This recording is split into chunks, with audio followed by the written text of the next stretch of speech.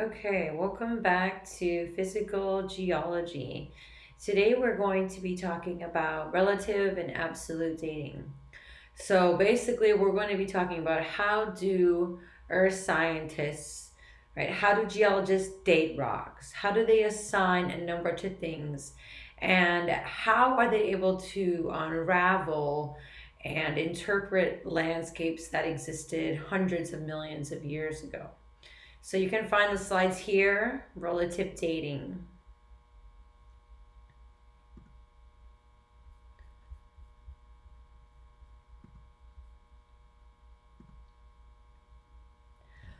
Okay, so there's two sides of dating in geology. The first is relative and the second is absolute. So first we'll talk about relative dating. When you think about the word relative, right? It has connotations of not an exact number, right? Relatively, how old is something means is it younger or older than another event? And sometimes we can tell by how much, but the numerical side, right? Numerical dating or absolute dating is where we can come in and assign an exact number to an age. So over here in the left hand column, we have an illustration of what is meant by relative dating. Is a geologic layer older or younger than another? And then on the right hand side, we have numerical dating. So usually in geology, we want to have both. We start with relative dating, right? We need to find out relatively where we are in the geologic record. And then once we can pin that down, then we want to date it more precisely.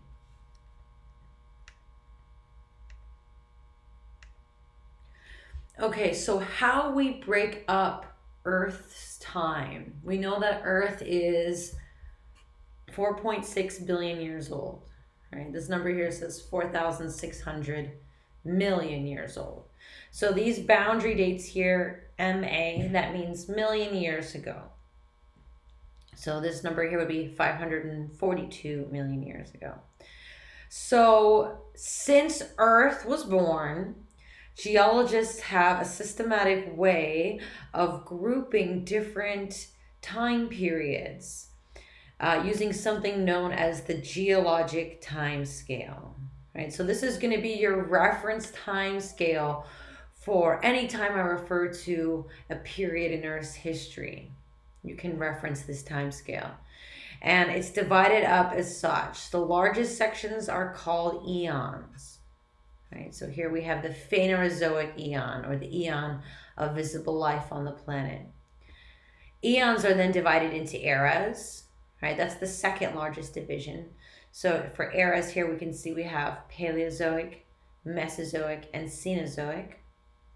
And then eras are further divided into periods. So if we look at the Mesozoic, we can see we have the Triassic period, the Jurassic period, and the Cretaceous period.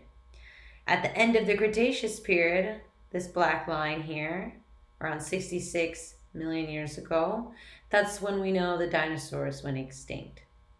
So this geologic timescale groups things into periods based solely or mainly on the life that was present on the planet.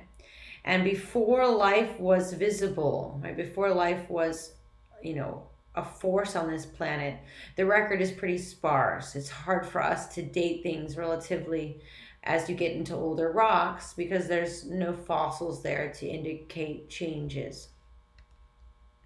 So that's how we mainly construct the geologic timescales, is using fossils, a special type of fossils known as index fossils. Index fossils are reference fossils. They are the kind of fossil that you find that tells you immediately how old that rock is. So over here in the right hand side of the slide, you can see the geologic timescale. It's shown in a little bit of a different way. This is more pictographic. So you can see what life forms dominated the planet, if you get lost. So over here on the left hand side, the majority of Earth's history, is pretty dull in terms of life. Obviously very active magmatically. And then life begins in the sea towards the very end of the Precambrian, right, or the Proterozoic. And at the initiation of the Paleozoic, we start to see our first fish, right? As we move closer to present day, we get into reptiles, dinosaurs, birds, primates. So how we group these periods, Triassic, Jurassic, Permian, Carboniferous, that's based on what life dominated the earth at that time. And that makes sense because if you think about it, those are the types of fossils that are going to be around, right? The most dominant species on the planet is going to have an easier time leaving its remains than a species that wasn't as prevalent. So very important, index fossils, these are special fossils. Not all fossils are index fossils. These are the fossils that tell us exactly how old or what period of time a rock is from based on the fossil it contains. So the 3 criteria for an index fossil are: it needs to be independent of environment, it needs to be short in range, and it needs to have also been widespread. So what this means is that you want an organism that at the time it lived on the planet, it was geographically widespread. Right? It didn't live in just Australia or just South America. Ideally, it would have lived all over the planet, marine and non-marine environment, right? Because in the end, we want to be able to correlate different rock units from other types of places around the world. We want to correlate, sedimentary deposits in India with lava that was preserved in Australia. We want to be able to do that. So we need something that was widespread so that it's a useful tool. We also want, ideally, an organism that when it lived, it's independent of environment, meaning that it's not an organism which just lived in swamps or only lived in shallow, warm seas or only in the hottest extremes of the desert. The third criteria, short range. Short range. What this is referring to is the time that this organism was successful on the planet, right? So short in range means it was only around for a little bit. It evolved and then went extinct very rapidly. It didn't hang around for very long. And that's a good criteria because if let's say you're going to the Grand Canyon and you are digging through the rocks and you're trying to figure out the age of those rocks, right? The black bar indicates when that organism was most prevalent, and then the end of the bar indicates when it went extinct. So let's say you found a nautiloid, right? Well, nautiloids were most prevalent in the Ordovician and Silurian, right? But they've always been around, right? And they're still present today. Whereas if you'd found a trilobite in that rock section, then you could say with certainty, okay, this rock must be at least Permian in age, right? At least 300 million years old, because we know they went extinct after that. So ideally, it should be short in range. It should have evolved rapidly and went extinct quickly.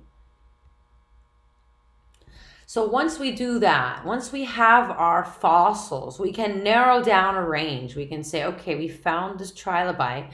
So we know the rock layer has to be between, the Cambrian and the Permian in age. But that's still a really significant chunk of time, right? We want to be more specific about it. We want to assign an exact number. And that's where isotopic dating or absolute dating, numerical dating comes in. And this is how we assign exact numbers to things. And so I'll come back to this in the second half of your lecture. But basically, this method relies on something called radioactive decay. We also use the magnetism of rocks in order to add to the geologic time scale. So if we think back to week 3, we talked about Earth's magnetic field and how it reverses, okay? But each reversal event is unique in duration and polarity, meaning that we can't predict when one will occur, and we also can't predict how long it will last. Each reversal is unique, right, in length. However, they are globally synchronous, which means that it's something that happens all over the world, right? The magnetic field influences everything on this planet. So all rocks will record that magnetic reversal, which makes the magnetic field a really good correlation tool, right? So with rocks, we use something called the magnetic barcode. If a sedimentary sequence of rocks has a reversal sequence, right, or a reversal barcode that looks like this, we know that it's from the Tortonian, and it's about 10 million years old. If a sequence of rocks, let's say from the Grand Canyon, had a magnetic reversal record that looked like this barcode, then we'd know that that rock is from the Bertigalian, and it's around 18 million years old. So that's how we use the magnetic field. It's also known as magnetostratigraphy. One of the other things that we also use in combination with the fossils and the magnetic field to measure geologic time is the climate, right? So paleoclimate. We can use the predictable long-term cycles in Earth's climate to determine the age. So we study paleoclimate by measuring the concentration of stable isotopes in seawater. And we'll talk a lot more about this when we talk about climate change in a few weeks. But due to natural orbital variations, right, Earth has fluctuated back and forth over the years between glacial periods and non-glacial periods. And we're able to measure that based on sampling of ice cores, right? Looking at the ice core record, because ice cores are basically fossilized ocean water, right, from when they froze, and that could be hundreds of thousands of years ago. So we measure the concentration of different gases in the ice core bubbles, and that tells us what was the concentration of carbon dioxide in the atmosphere at the time this water froze into ice, and that tells us about climate. Okay, so here on the left, this is another picture of the geologic time scale. So throughout the lecture, you may notice I keep showing you different versions of basically the same information, the geologic time scale, because I want you to start to wrap your head around how big a chunk of time some of these pieces are.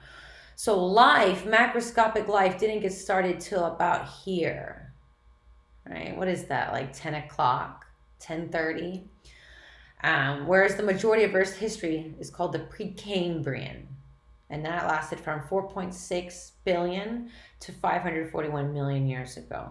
So the majority of Earth's history, this huge slice here, was no visible life on the planet. We had, small, bacterial, microscopic life start with photosynthesis, right? The atmosphere became oxygen rich, but we didn't start to get things crawling on the seafloor till about 541 million years ago.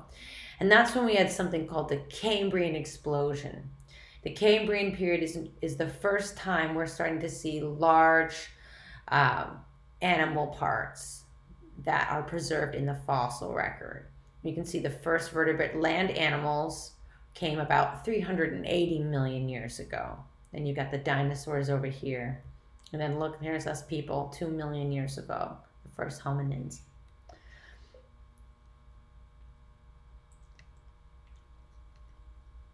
Okay, so for your next exam, you will have to partially memorize the geologic time scale. So just what's in the blue boxes, you will have to know.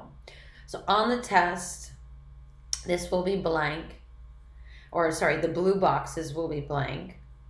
and you'll have to fill in the blue boxes with these numbers here. And the reason I've chosen these is because this is what is most heavily referenced in geology. When we talk about the Paleozoic, Mesozoic, and Cenozoic, right? We'll come back to this, but those words indicate what life was like on Earth. It immediately tells you what type of plants, what type of animals, what type of paleogeography dominated the planet. So relative dating uses something in geology, in the earth sciences, uses a field called stratigraphy. So this picture demonstrates what stratigraphy is. Stratigraphy is the study of rock layers, right? So each of these is a rock layer. And rock layers are also known as strata. Strata means rock layer. And what's their relationship with each other? What's the relationship between the Redwall limestone and the Bright Angel shale and the Tapiat sandstone? So when we look at relative dating, there's 6, we call them principles, but you can also think of them as rules, right? So there's 6 basic rules of relative dating. So we'll go through each of these and give examples. Right, but make sure you know all 6 for the test. And on Wednesday, you will have a lab that covers relative dating. And you're going to have pictures like this. And you're going to have to tell me which rock layer came first, which came second, which came third, and which principle or which rule you use to determine that. So let's do the first one. The first rule or first principle is called original horizontality. So what this means is that originally when the rock formed, whether it was a sandstone or a lava flow, right, it was originally deposited or laid down in a horizontal position, right, under the influence of gravity. So you can see that here in this picture, right? These flat lying layers. And a significant portion of the Grand Canyon looks like that, right? It has these flat lying layers. So at time 0, right, when the rock was born, it was laid down flat. However, we know that due to plate tectonics, the plates don't stay put. They collide with each other and they form mountains and they get bent and heated up and pressure applied. And so when we go and we look at mountain ranges, right, we can see that the layers are no longer horizontal. Right? We can see now the layers make this undulating wave. And so that's what makes mountains, is the fact that you have 2 plates colliding and these layers get basically compressed, right? And you get a lot of pressure on either side that creates this waveform, right? And that's why you get that elevation change. So we know at time 0 originally this mountain range was a flat lying layers. But since that happened, a mountain building event occurred that deformed and folded, right? And folded these rocks. So here you can see that in the cartoon picture, right? Originally, layers were horizontal. At some time later, they may become tilted.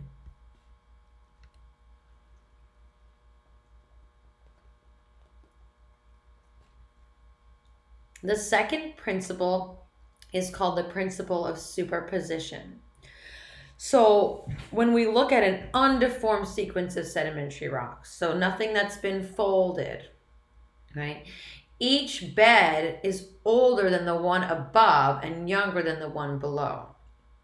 So what does that mean? That means that if you have a sequence of rocks, let's say like the Grand Canyon, rocks at the bottom, the Supai group, are going to be the oldest, whereas rocks at the top, for example, like the Kaibab limestone, will be the youngest, right? So the rocks increase with age as you move, as you move downward. So you can see that in the cartoon picture here. Layer A is the oldest layer. Layer E is the youngest layer. And that's demonstrated by this picture here. So you can see at time 1, you had the sandstone laid down. And as you progress in time, right, you get a new landscape will form. Maybe you get a shallow marine sea will encroach over those sand dunes and form a limestone. And then maybe some time later, that sea retreats and you get back into a desert landscape and you form a sand dune on top of that, right? So in this sequence, you can see how the principle of superposition works.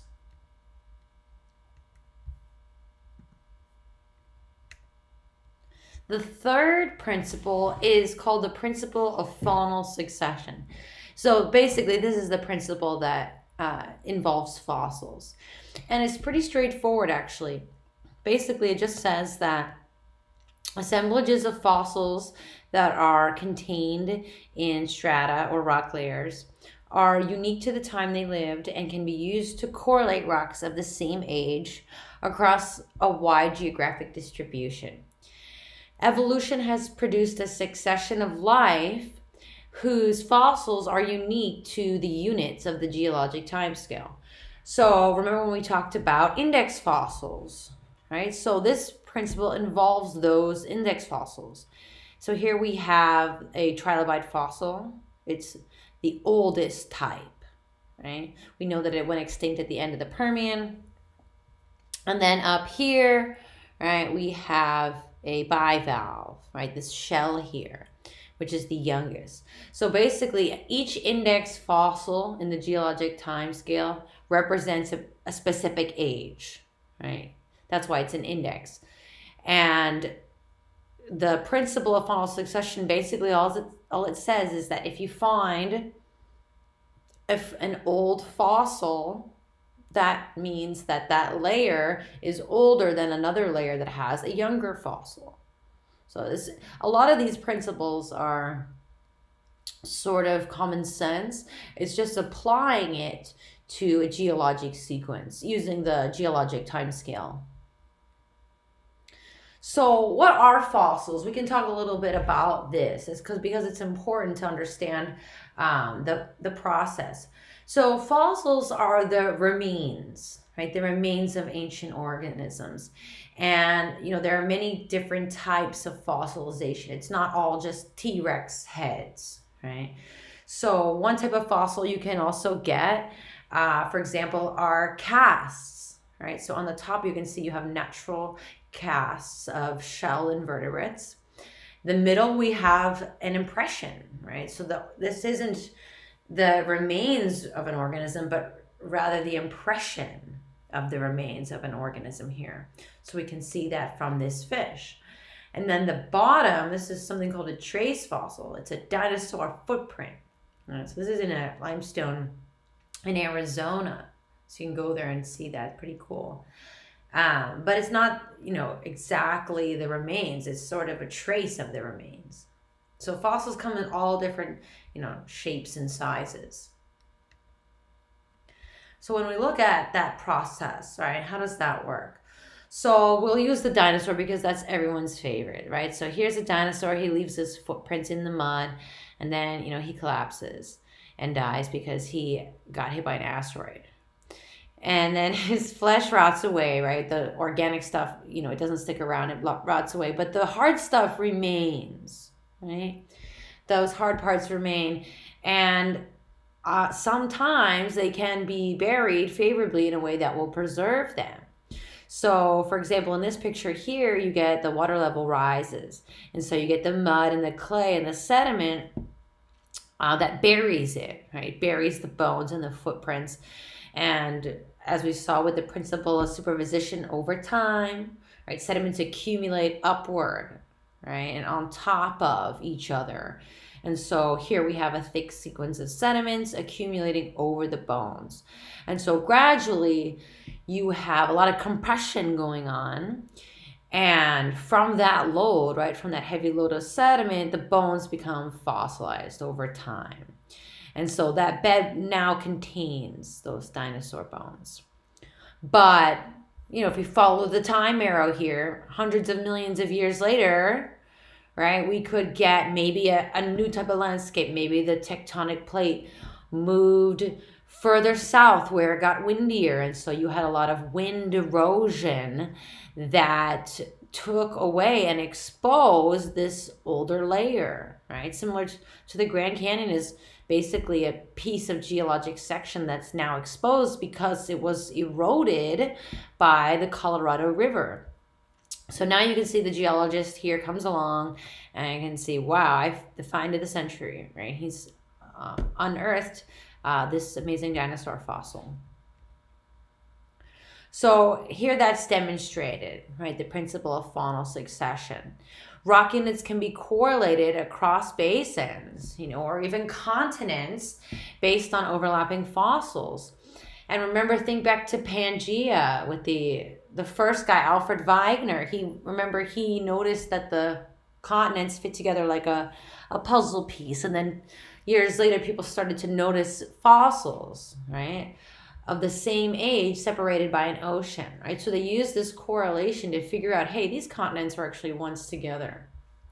So you can see here in this picture, right, you can see how index fossils are actually used in combination, right? So normally we don't just hope for one, we hope for a bunch of them, right? It's called a fossil assemblage, because what we really want to do is we want to be able to narrow down the time period that rock layer formed with as much accuracy as possible so that we can save money on radiometric dating, right, and isotopic dating.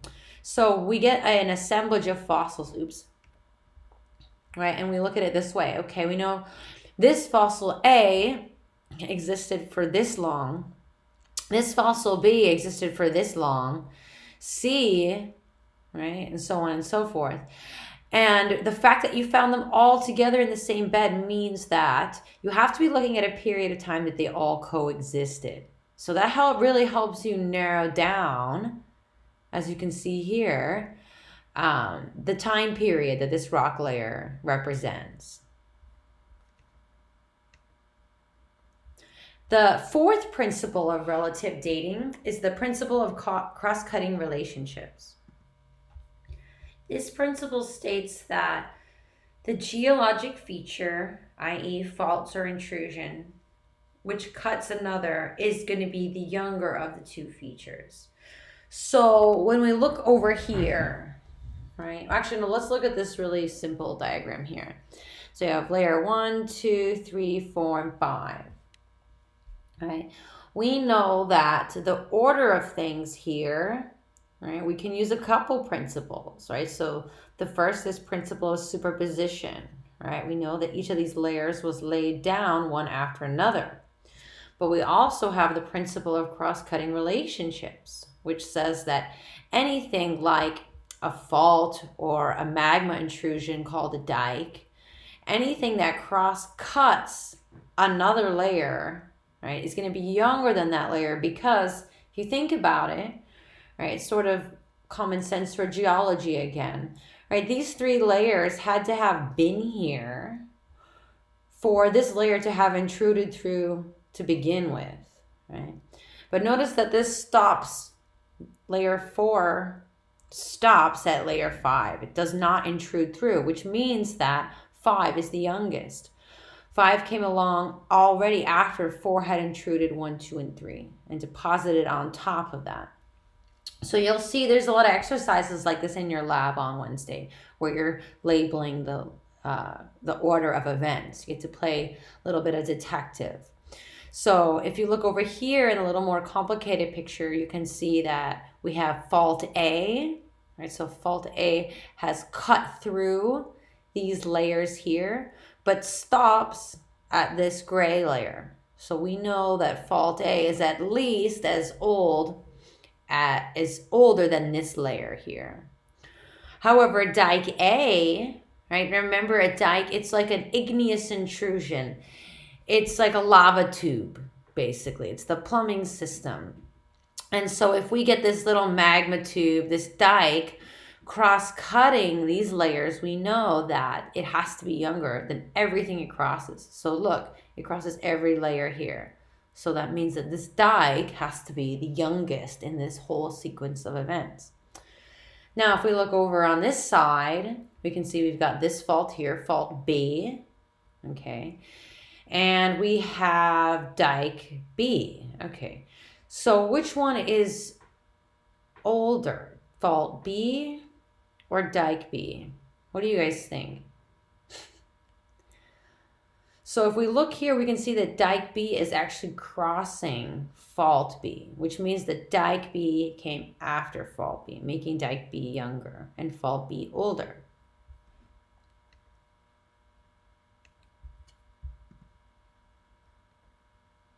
The fifth principle is called the principle of lateral continuity. And so for this one, the perfect prime example that we always will refer to is the Grand Canyon, right? Because originally the Grand Canyon looked like this, right? It was just a boring sequence of flatline layers, and people would just walk on the top. Well, you know, people weren't around, right? But dinosaurs or, you know, trilobites, they would just walk around on the top here. But then the Colorado River started to carve into the rocks, into the sedimentary and igneous rocks. And over millions of years, it chipped away through a process called erosion, right? So the Colorado River formed this valley, right? This V-shaped valley from the erosion over millions of years. However, let's say you were here now at the Grand Canyon. You're standing on layer C on the east rim of the Grand Canyon, and your friend's over here on the west rim of the Grand Canyon, but you're both standing on C. Well, that would mean that you're both standing on rocks that are the same age, because even though you're separated by this erosional surface here, right, at time zero, originally, these layers were laterally continuous, right? So that's the principle of lateral continuity.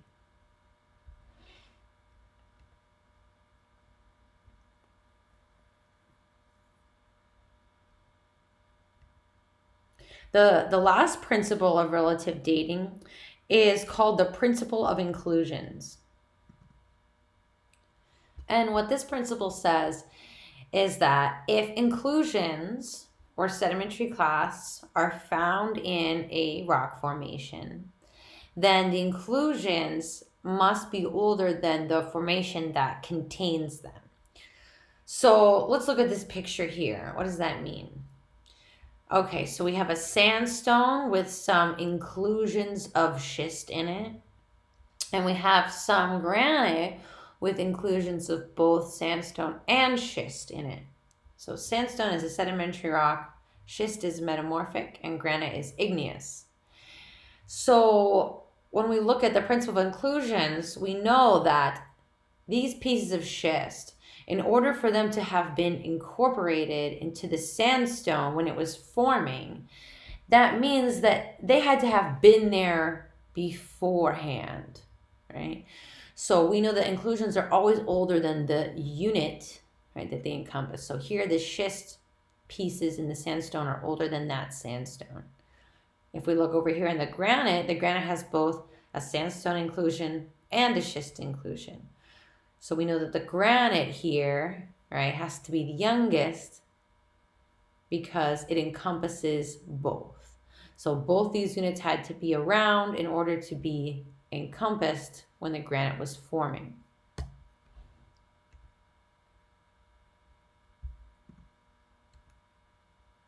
Another important geologic feature that we have to discuss and that you'll see in your lab are unconformities. So ideally, yes, we'd have a perfect record through geologic time with no missing time. But we know because of erosion, right, because of wind and ice and running water, that sometimes entire periods of time can be wiped from the record, right? Can be completely eroded away. And so we get missing time, right? And that's not, something that's globally synchronous. It's basically a regional occurrence, right? So maybe you have a really high period of wind activity in India, and you lose about 10 million years of geologic time. Well, if you want to figure out what happened during that time period, it's not gone forever. Just you can go to another place in the world, go to Australia and see if that record was preserved there, right? Maybe there was a different type of climate there that allowed the rocks to be preserved. So geologists are like detectives, right? We have to find missing time from other places around the world to put together more of, a complete picture. So an unconformity is a special contact between two rock units. So they're typically a buried erosional surface that represents a break in the geologic record, right? Missing time of millions of years or more. And it's called an unconformity because the ages of the layers of rock that are abutting each other are discontinuous, right? So an expected age of layer or layers of rock is missing due to erosion, and some period in geologic time at that locale is not represented. So among unconformities, you can get three different types of unconformities. You can have a disconformity, you can have an angular unconformity, or you can have something called a nonconformity. So let's look at each of those in a little more detail. A disconformity is a surface of a division between parallel rock strata. So you can see these rock strata are parallel, right? And we can see that there's an interruption of sedimentation, right? It's a type of unconformity in which the successive strata are parallel and of the same rock type. So you can see here we have a sedimentary rock on top of a sedimentary rock. But this contact here where it changes very abruptly, you can see from this mottled red rusty colored looking rock to all of a sudden this tan colored rock. And we don't see a slow gradation, right, from this rock into that rock. It's just a sudden change. And that doesn't mean there was a sudden change in history. It means that time is missing. There was a piece in between these two that has been erased from erosion. So that's called a disconformity. And nonconformity is similar to a disconformity. However, instead of separating two sedimentary layers, a nonconformity is a contact between sedimentary rocks and metamorphic or igneous rocks, when the sedimentary rock lies above and was deposited on the pre-existing eroded metamorphic or igneous rock.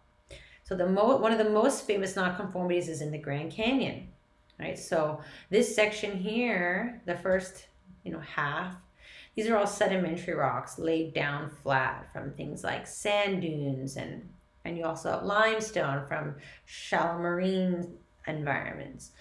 But then all of a sudden, at this contact, it switches to massive crystalline, rock, which is basically crystallized magma. Right? You can think about it like a magma chamber. So how is that possible? Right? Well, that means there's time missing. Right? There's time missing. So that's the great nonconformity in the Grand Canyon. So it's where sedimentary rock lies on top of an unconformity of igneous or metamorphic rock. The third type of unconformity is known as an angular unconformity. And so this is probably the easiest one to remember because it has the word angular in it. But an angular unconformity is where you have a horizontally parallel strata of sedimentary rock are deposited on tilted and eroded layers, which produces an angular discordance with the overlying horizontal layers.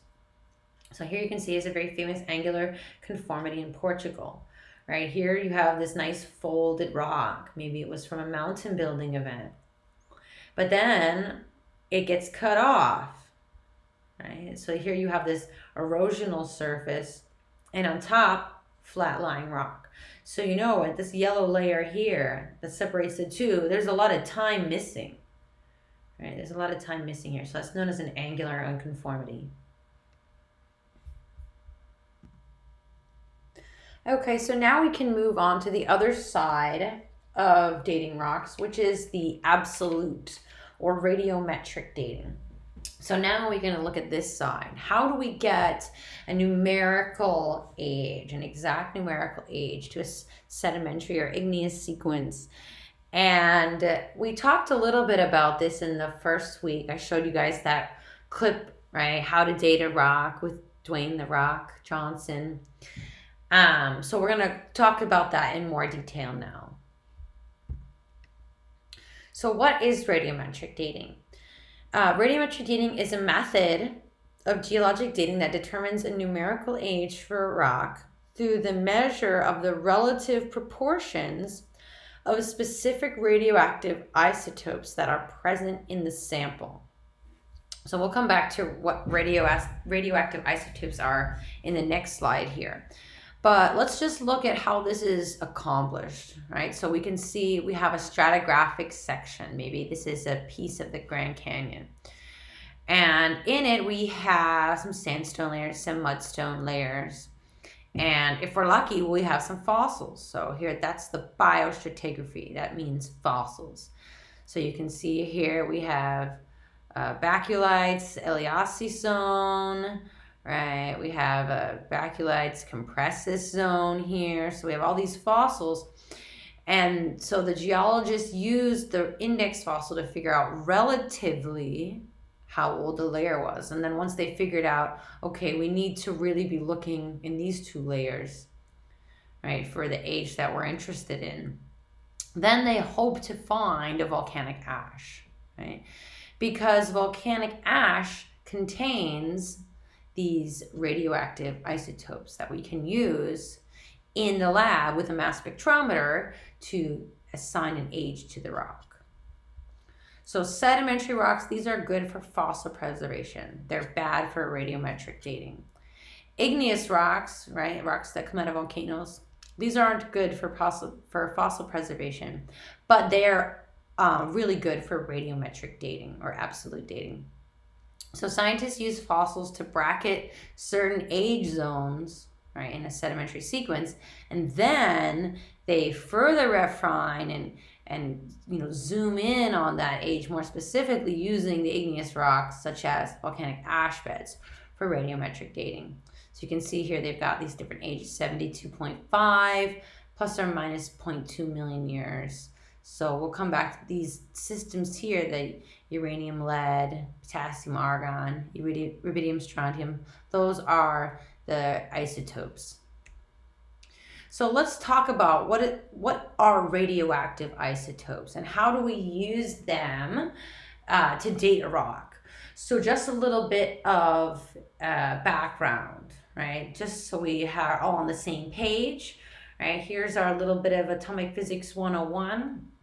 We have our atom, right? So the nucleus contains protons and neutrons, right? Protons are positively charged, neutrons are neutral, and then surrounding the nucleus we have negatively charged electrons, right?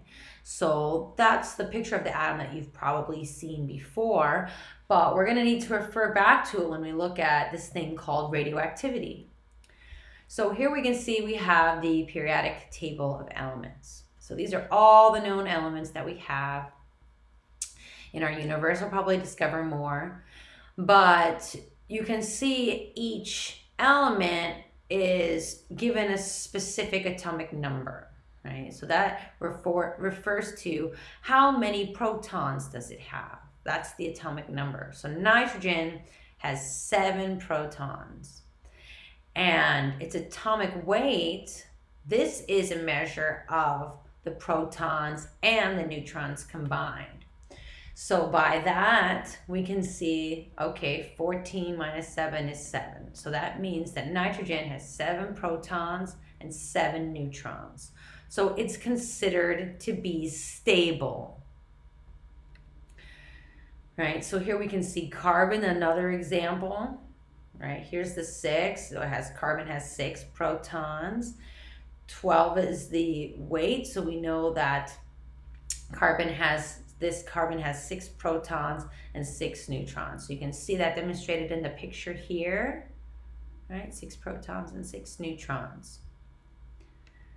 However, not all elements are stable. Some, a very, very small amount of elements are radioactive, right? So radioactivity is when 2 nuclei, right, have the same atomic number, but they have a different atomic weight, right? Then they're said to be called isotopes, right? So for example, carbon, right, in the last picture we looked at the normal carbon, the stable carbon. But carbon has 2 unstable isotopes, right? Carbon 14 and carbon 13. Both have the same atomic number, right? They both have the 6 protons, as you can see here. So they have the same atomic number, but they have a different number of neutrons, right? So that makes them unstable. Having that extra neutron or 2 extra neutrons makes it radioactive. And so the isotope undergoes something called radioactive decay. So the radioactive isotope of carbon was actually used to develop the carbon dating tool, right? So this is how we date recent events, things like archaeological artifacts.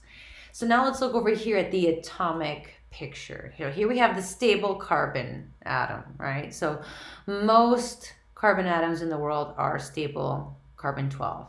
But, 1% or less are carbon-13, meaning 1% of carbon atoms have 7 neutrons, and 0.001% of carbon atoms have 2 extra neutrons, or they have 8 neutrons. So that's called carbon-14. So these two, carbon-13 and 14, are radioactive and are what we use in carbon dating. So that's shown again here. Here you have carbon-12, the normal stable atom, 99%.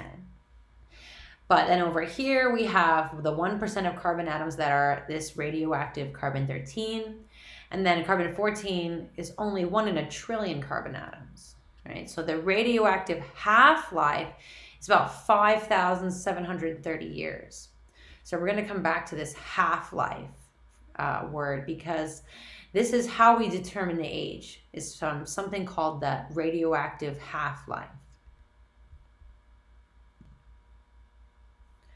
So because these isotopes are unstable, right, they undergo radioactive decay. So what happens during radioactive decay? Well, you start off with a parent isotope that's unstable because, remember, it has that extra neutron. And so then it undergoes radioactive decay. And during this time, it releases heat and it forms a new daughter product, or the daughter isotope. So over time, this parent isotope will decay into a different isotope, into something called the daughter isotope. So basically is transformed in a process known as radioactive decay, and heat is also released as a byproduct. So early in Earth's history, we had much more radioactive isotopes than we do now, right? They have mostly all decayed away, and that was actually one of the initial heat sources for Earth. That's why Earth was so much hotter, 4.5 billion years ago than it is now. A big part of that was due to radioactive decay. All of the heat that was emitted from that radioactivity in the early Earth. So when we want to measure that, right? So when we think about, okay, how do scientists use this thing called radioactive decay to determine an age? So what we use is something called the half-life, right?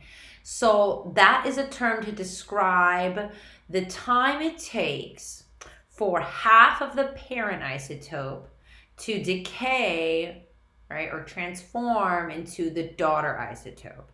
So each radioactive isotope, right, carbon-12, uranium, has a different rate of decay, right? So, no two isotopes have the same rate or speed of decay, right? So don't forget, the parent material, that's the original radioactive element. And the daughter material, that's going to be the new stable element. So based on that, we can use the ratio of the parent to daughter isotopes. And that is a direct function of the age of the rock.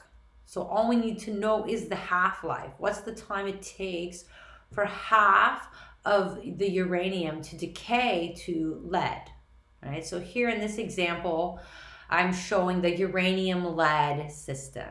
Uranium has radioactive isotopes, right? And over time, it will decay into a form of lead. So here you can see, here's time 0. There's no half-lives have elapsed, right? The rock has just been crystallized. But then you can see 1 half-life has passed now, right? So this is so now we know the rock is at least 1 billion years old. Now 2 half-lives have passed. So now we know that the rock, okay, is at least 2 billion years old. So eventually you'll get to a point where all the parent material is gone, right? And then you can't date the rock anymore. It's only useful if you have that ratio. You need to know how much parent is left and how much daughter there is to know how long of time has it passed since the rock was born, right? Because the rate is constant, right? Uranium decays to lead at a constant rate. And if we know that rate, it's just a simple algebra problem. So here are some of the common ones we use in earth science. So carbon-14, right? We talked about that one. That's good for dating very young stuff like archaeological artifacts. So carbon-14 decays to nitrogen-14. And 1 half-life, right? The time it takes for half that carbon to decay to nitrogen is about 5,730 years. If we look at a different system, if we look back at the uranium-lead system, here we have uranium-238 decays to lead-206. And that system has a half-life of 4.5 billion years. So if I were to ask you on the test, right, I just got a moon rock back from one of the landers. Which system should I use to date it? Should I use a carbon-14 system to date the rock? Or should I use the uranium-lead system to date the rock? Well, first we have to know relatively how old the moon is. So if we think back, the moon was almost as old as Earth. We talked about in week 1, right? Around 4.5 billion years old. So if that's the case, we'd want to use a system with a longer half-life. We want to find the system that's half-life is closest to what we think relatively the age of the rock is.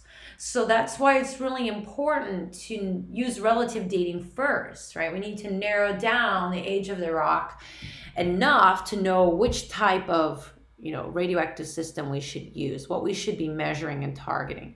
Because we can't use carbon-14 to date old rocks, and we can't use uranium-lead to date really young stuff like, ancient Egyptian pottery because of that. So it's important to know relative age first before we put in all the time and effort into spending the money into radiometric dating. So here's a picture of how the half-life evolves over time, right? You start off with 100% parent material, and then eventually you'll end up with 100% daughter material. So at time 0, right, after 1 half-life, 50% of the total mass decays, right? So then after a second half-life, it's half of that half, right? A third half-life is half of that half. So it gets exponentially smaller, right? It's not a linear system. Radioactive decay is exponential. And so once we figure out from our lab results, right, we put our rock through the mass spectrometer and we get the percent of the parent that's left. Maybe we have 12.5% of parent uranium left. Well, then we can just draw a line and say, okay, well, that means that 3 half-lives have elapsed since the rock was born. And if we know that uranium has a half-life of 10 million years, right, that would mean that 10 times 3 is 30 million years. The rock is 30 million years old. So it's not a hard math problem to do. The lab work is a lot. The lab work is really intense, right? You got to find the rock of the right age and you got to crush it up. Then you have to look at all the minerals under the microscope and pick out those zircon minerals that have, the ideal uranium lead proportions for you to date. And then you have to glue it to the slide and you have to irradiate it and then you put it in this mass spectrometer. Right, so it's a big machine and it costs thousands of dollars to run, so you don't want to mess it up, right? But basically what happens is you put the sample into the mass spectrometer and you get an electron beam that shoots at the sample, right? And so you get these little charged ions that will be emitted from the sample and they go through this tube, right? Which is a big magnet.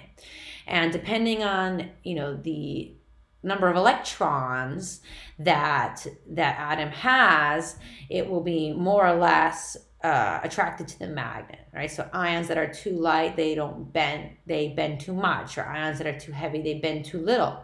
So only the ions of the mass you're looking for, right, can enter the detector, right? So it's built to detect what you're looking for, and then it gets rid of everything else with this magnet.